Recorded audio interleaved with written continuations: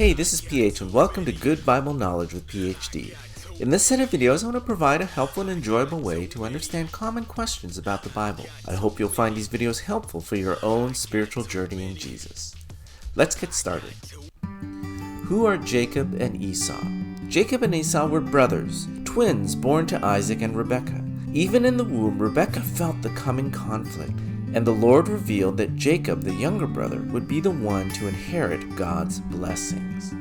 When they were born, Esau the eldest was red and hairy, and Jacob came out grabbing Esau's heel.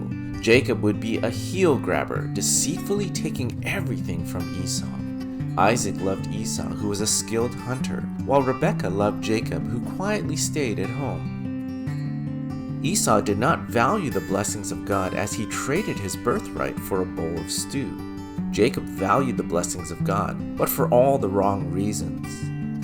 When Isaac was old and his vision was failing, he called Esau to his side and, against God's expressed will, promised to pass God's blessing to his favorite son. While Esau was busy hunting for Isaac's special meal, Rebekah conspired with her son Jacob to steal the blessing from Esau by taking full advantage of Isaac's poor vision. Jacob, dressed in the skins of young goats, lied to his father and lied about God's favor upon his life. In doing so, Jacob proved that he did not understand the nature of God's blessing. God's blessing is something to be received, not something so easily taken for oneself.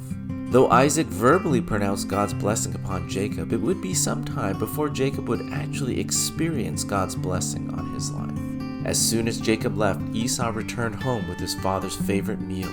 When Esau discovered Jacob's deception, he cried out in anguish and desperately asked his father for a different blessing. But there was no more blessing to give. Esau thus hated his brother Jacob and vowed to kill him. Rebekah quickly sent her beloved Jacob away to live with her uncle in Padan Aram. Rebekah would never see her son again. As Jacob lay down with a stone for a pillow, God gave him a vision in his dreams.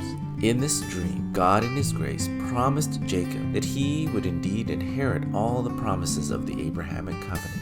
When Jacob awoke in the morning, he took his stone pillow and set it as a memorial of God's promises and called the place Bethel, the house of God.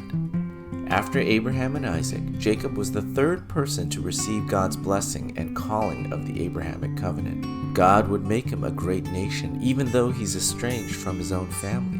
God would give him the promised land, even though he no longer lives in the land because his own brother wants to kill him. God would bless the nations through him, even though Jacob himself was exceptionally selfish and greedy. Why would God choose such an individual to receive his blessing? Why would God hand over this great responsibility to such a selfish man? God often chooses the most undeserving to inherit his kingdom. He often calls the weakest to carry out his plans. God did not choose to dismiss Jacob because he was unfit for God's work.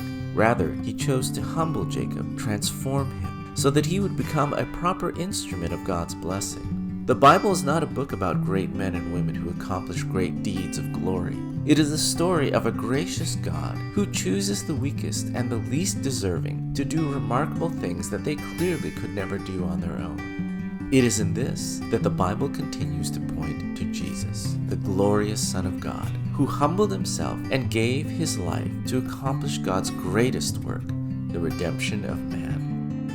Thanks for listening to another episode of Good Bible Knowledge. We'll see you next time.